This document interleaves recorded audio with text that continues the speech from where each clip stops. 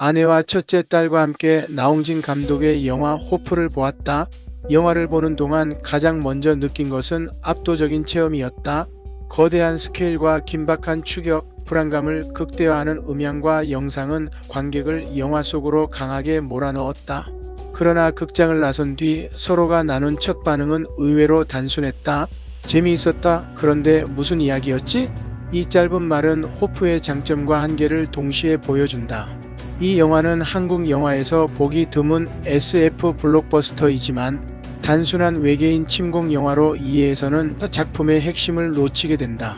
호프는 외계 생명체의 존재를 통해 인간이 타자를 어떻게 이해하고 왜 대화보다 폭력을 먼저 선택하는지를 묻는 철학적 우화에 가깝다. 영화가 끝난 뒤 남는 것도 화려한 액션보다 하나의 질문이다. 인간은 왜 낯선 존재를 만나면 먼저 말을 걸지 않고 총을 드는가? 호프의 가장 큰 장점은 감각의 힘이다. 나홍진은 추격자 황의 곡성에서 보여주었던 특유의 긴장감과 불안의 미학을 이번에는 우주적 규모로 확장한다. 외계 생명체와 인간이 충돌하는 장면은 한국 영화의 기술적 성취를 한 단계 끌어올렸다고 평가할 만하다. 배우들의 존재감마저 거대한 연출과 시청각적 충격 속에 흡수될 정도로 영화의 운동감은 강렬하다. 반면 가장 큰 약점은 서사라고 볼 수 있다. 외계인의 정체와 목적은 영화 후반부에 이르러서야 희미하게 드러나고 부족한 서사를 종교적 화두로 던져 넣는다. 주요 인물들의 심리 역시 충분히 축적되지 않는다. 이렇게 이야기보다 체험을 앞세운 결과 관객은 영화가 끝난 뒤 자신이 무엇을 보았는지를 다시 묻게 되는 것이다. 따라서 이 영화를 한 문장으로 평가한다면 서사로는 아쉬웠지만 체험으로는 짜릿했다. 그러나 이러한 서사의 빈틈은 역설적으로 철학적 해석의 가능성을 열어준다. 내가 좋은 영화를 비평할 수 있는 건더기가 여기에 있다. 좋은 영화는 부족한 서사에도 불구하고 독자의 생각을 담을 수 있는 그릇을 준비해 놓기 때문이다. 먼저 서사의 문제다. 알레스데어 맥킨타이어는 현대 사회를 이야기를 잃어버린 시대로 진단하였다. 인간은 공동체와 전통 속에서 자신의 삶을 하나의 이야기로 이해할 때 타인의 삶 역시 이해할 수 있다. 그러나 호프에서 인간과 외계인은 서로의 이야기를 듣지 않는다. 인간은 외계인을 처음부터 침입자로 규정하고 외계인은 인간을 자신의 아이를 죽인 잔혹한 종족으로 이해한다. 서로의 서사는 끝내 교차하지 않는다. 결국 폭력은 절대적인 악의에서 비롯된 것이 아니라 상대방의 이야기를 듣지 못한 데서 시작된다. 두 번째로 한나 아렌트의 악의 평범성 역시 호프를 이해하는 중요한 열쇠가 된다. 영화 속 인간들은 특별히 악한 사람들이 아니다. 그들은 가족과 공동체를 지키려는 평범한 사람들이다. 그러나 외계인의 입장에서 생각하지 않는다. 낯선 존재를 이해하려 하기보다 먼저 위험으로 판단하고 판단이 내려지는 순간 폭력은 정당화된다. 아렌트가 지적했듯이 악은 특별한 괴물에게서만 시작되는 것이 아니다. 자신의 행위가 무엇을 의미하는지 생각하기를 멈춘 평범한 인간들에게서도 충분히 발생할 수 있다. 이런 점에서 호프의 진정한 괴물은 외계인이 아니라 사유를 멈춘 인간일지도 모른다. 세 번째는 에마니엘 레비나스이다. 타자성의 철학자인 레비나스는 윤리가 타자의 얼굴을 만나는 순간 시작된다고 보았다. 따라서 얼굴은 단순한 외모가 아니라 나를 죽이지 말라는 가장 근원적인 윤리적 요청이다. 그러나 호프에서 외계인은 얼굴을 가진 존재로 받아들여지지 않는다. 인간은 그를 하나의 생명으로 만나지 않고 제거해야 할 대상으로만 바라본다. 외계인 역시 인간을 개별적인 얼굴이 아니라 자신의 아이를 죽인 적으로만 이해한다. 서로는 상대를 얼굴이 아니라 이미지로 소비한다. 이렇게 얼굴이 사라진 자리에 폭력이 시작된다. 그리고 자크 데리다는 이 문제를 환대의 차원으로 확장한다. 진정한 환대란 이미 알고 있고 안전하다고 판단한 사람을 맞이하는 것이 아니라 나를 불안하게 만드는 낯선 존재에게도 문을 여는 일이다. 그러나 호프에서 인간은 외계인을 손님으로 맞이하지 않는다. 문은 환대를 위해 열리지 않고 배제를 위해 닫힌다. 인간은 외계인을 이해하기보다 통제하려 하고 대화하기보다 제거하려 한다. 영화는 결국 환대의 실패가 문명의 실패, 나아가 인류의 절멸로 이어질 수 있음을 보여준다. 넷째, 폴 비릴리오의 속도 철학은 호프의 연출을 설명하는데 특히 적합하다. 영화는 처음부터 끝까지 질주한다. 사람들은 뛰고 경찰차와 트럭, 말은 쉼없이 달린다. 이것은 화면도 마찬가지인데 영화 속 사건은 관객이 이해하기도 전에 다음 장면으로 넘어간다. 들레즈가 언급한 파시스트적 속도인 것이다.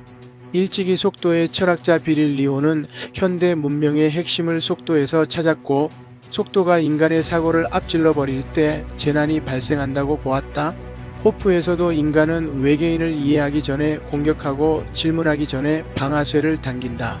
생각보다 반응이 먼저 도착하고 이해보다 폭력이 먼저 시작된다.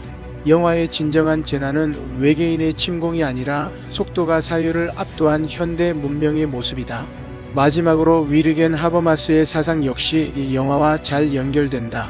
소통의 중요성을 언급한 하버마스는 인간 사회를 유지하는 힘이 권력이나 폭력이 아니라 의사소통에 있다고 보았다. 사실 영화 호프에서 가장 부족한 것도 무기가 아니라 대화였다.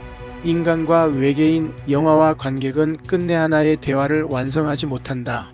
따라서 번역 자막은 너무 늦었고 물론 의도성을 가진 것이겠지만 서로를 설득하려는 노력 대신 공포와 오해가 판단을 대신한다. 이렇게 총성은 언제나 말보다 빠르고 폭력은 이해보다 먼저 도착한다. 하버마스의 관점에서 보면 호프는 의사소통이 붕괴한 사회의 비극, 나아가 인간들끼리의 숙의 부족을 그린 영화라 할 수 있다. 이러한 의사소통의 붕괴는 오늘의 현실 정치에서도 반복된다. 정치적 배타와 혐오는 더 이상 서로 다른 진영 사이에서만 나타나지 않는다. 같은 진영 안에서도 생각과 전략, 표현 방식이 조금만 달라지면 상대를 배신자나 적으로 규정하고 밀어내려 한다. 공동의 목표와 오랜 연대의 기억보다 작은 차이가 더 크게 부각되고 토론을 통해 차이를 조정하기보다 낙인과 조롱으로 상대를 침묵시키는 일이 반복된다. 서로 가까이 있다고 믿는 사람들조차 내부의 낯선 목소리를 견디지 못하고 또 다른 외계인으로 만들어버리는 것이다. 그 결과 정치는 공통의 문제를 함께 해결하는 과정이 아니라 누가 더 순수한 편인가를 증명하는 배제의 경쟁으로 변한다. 호프가 보여주는 폭력은 바로 이러한 현실 정치의 축소판이기도 하다.